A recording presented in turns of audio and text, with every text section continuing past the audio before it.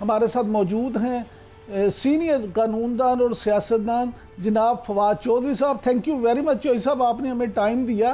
तो सबसे पहले तो मैं आपसे यही जानना चाहूँगा कि ये जो आइनी तरमीम लाई जा रही हैं, ये वाकई ही कानूनी पेचीदगियाँ दूर करने के लिए, आइनी इस्लाहात करने के लिए हैं, या वाकई ही आप भी इसको यही समझते हैं कि ज़ाती मफाद के लिए?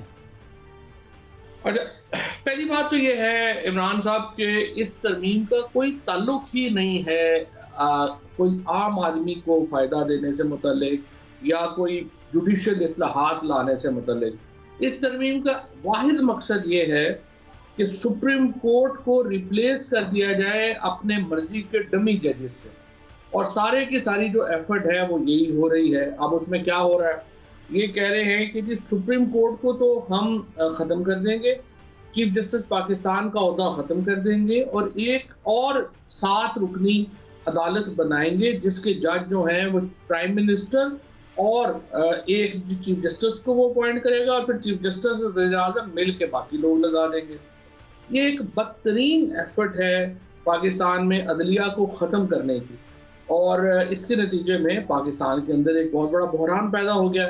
फिर आप देखें कि फॉर्म 47 की पार्लियामान भी उसमें 2/3 मेजॉरिटी नहीं थी। उसके बाद लोगों को दिन दहाड़े अगवा किया जा रहा है, उनकी बीवी बच्चों को अगवा किया जा रहा है, उनकी प्रॉपर्टीज तबाह बर्बाद करके ज़बरदस्ती कहा जा रहा है कि आप आईनी तरमीम के ऊपर वोट दें। यानी बिल्कुल ही तमाशा लग रहा है एक पाकिस्तान इस वक्त जिसमें ना कोई सर है ना पैर है। लेकिन बाकी सुप्रीम कोर्ट के जजेस की जो खामोशी है, असल तो वो है, और मैं समझता हूँ ये बहुत ही अफसोसनाक है जिस तरीके से ये सारा प्रोसेस हो रहा है और जिस तरीके से पाकिस्तान में अदलिया को का गला घोंटा जा रहा है, और उसके ऊपर जो सीनियर जजेस हैं, चाहे वो हाई कोर्ट्स के हों चाहे सुप्रीम कोर्ट के हों, वो खामोश हैं। लेकिन चौधरी साहब ये फरमाइएगा कि अमेरिका में सदर जो है वो जज मुकर्रर करता है, साथ हमसाया मुल्क भारत में पार्लियामान करती है, आप खुद जमहूरियत के दायरे हैं, तो अगर यहाँ भी पार्लियामान को ये इख्तियार दे दिया जाए तो क्या आप समझते हैं पार्लियामान मेरिट पे काम नहीं करेगी? पार्लियामानी कमेटी उसमें सही बंदों को नहीं चुनेगी? नहीं, अच्छा हुआ ये था कि जो 18वीं आईनी तरमीम थी उसके अंदर एक बैलेंस्ड कमेटीज कमीशन क्रिएट किए गए थे, जिसमें एक अदालती मामला जो था अपॉइंटमेंट का, उसको पार्लियामान के जरिए जो है उसके ऊपर एक चेक जो है वो लाया गया, तो एक बैलेंस किया गया था। उस वक्त इफ्तिखार चौधरी ने यूसुफुल्लाह गिलानी साहब और आसिफ ज़रदारी को ब्लैकमेल करके उसको खत्म करवाया और उसमें लेके आए। अच्छा, अब ये जो मिसालें आप दे रहे हैं, भारत में तो एक इंडिपेंडेंट कमीशन है जो जजेस अपॉइंट करता है, पार्लियामेंट का भी उसके अंदर वही तरीका है जो तकरीबन 18वीं तरमीम में किया गया था। अमेरिका के अंदर सारी ही एग्जेक्टिव अपॉइंटमेंट सेनेट करता है, और सेनेट जो वहाँ का है उसको president of United states nominate करता है और फिर एक सेनेट हियरिंग करती है और उसके बाद वहाँ पे अपॉइंटमेंट होती है। लेकिन हमारा मामला सबसे ज्यादा बरतानिया से हमें देखना चाहिए। बरतानिया में भी इंडिपेंडेंट कमीशन है जो जजेस अपॉइंट करता है। ये तो दुनिया में है ही कहीं नहीं कि वज़ीर-ए-आज़म अपनी मर्जी से जिसको चाहेगा वो उठा के जज लगा देगा, वो तो अपने चमचे करके लगाएगा।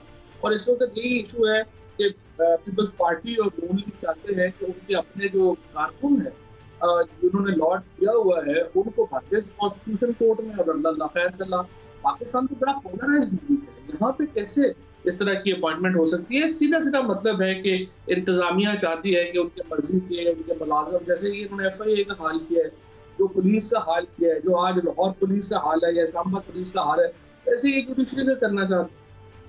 चौधरी साहब, लेकिन ये फरमाइएगा कि यहाँ अगर हम बात करें तो वो तो हुकूमत तो ये कहती है कि जी हम तो इस तरह से करेंगे तो ये निज़ाम बड़ा शफाफ हो जाएगा। मौजूदा निज़ाम में जज साहिबान जो हैं वो अपने चैम्बर्स के लोगों को, अपने रिश्तेदारों को, अपने अजीज़ों को और बाहर के प्रेशर पे लोग लगाते हैं। पार्लिमानी लोग जब फैसला करेंगे, अवामी नुमाइंदगी करेंगे, तो फिर उसमें इस तरह की जोल ख़त्म हो जाएगी। जिस तरह पार्लियामेंट में बाकी बड़े माशाल्लाह अवामी काम हो रहे हैं और अवामी अंदाज से हो रहा है, वैसे यहाँ पे भी होगा। और ये बात भी मैं इसको दुरुस्त नहीं समझता। 19वीं तरमीम के बाद 9 के बाद जुडिशरी में एक्चुअली अपॉइंटमेंट्स जो हैं उनमें स्टैंडर्ड काफ़ी बेहतर हुए हैं। अब ये तो किसी को शक्ल नहीं पसंद, किसी को वो नहीं पसंद, तो वो जो मर्जी कर ले। और चूंकि बाकी सारे इदारे बैठ गए हैं, स्पीकर का ऑफिस बैठ गया, अगर पार्लियामेंट इतनी फंक्शनल होती तो आधा काम तो जाने ही नहीं चाहिए थे कि अगर स्पीकर का ऑफिस फंक्शनल होता। आज जाज चौधरी साहब को 17 महीने हो गए हैं, यूसुफ रजा गिलानी साहब की जरूरत नहीं हो रही कि वो उनको सेनेट के सेशन में उनका प्रोडक्शन ऑर्डर जारी कर दें। अयाज सादक साहब की जो हालात है वो ये हैं कि पार्लियामेंट के अंदर से अगले जो है वो 10 बंदों को उठा के ले गए।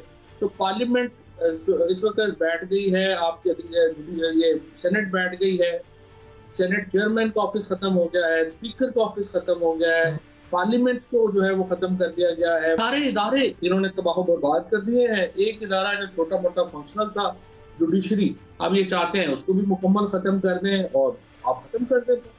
अच्छा फाज चौधरी साहब, ये फरमाइएगा कि जो मौलाना फजलुर रहमान ने आइनी बेंच की तजवीज़ दी है, क्या आपके ख्याल में वो दुरुस्त है? लेकिन वो भी ऐसी कोई तजवीज़, कोई खास तजवीज़ नहीं है। वो कहते हैं कि 5 जज जो हैं सीनियर मोस्ट, वो सुना करें फैसले। तो ऐसे केस होंगे, 5 सीनियर जजेस में ज़रूरी तो नहीं ना सारे कॉन्स्टिट्यूशनल एक्सपर्ट हों।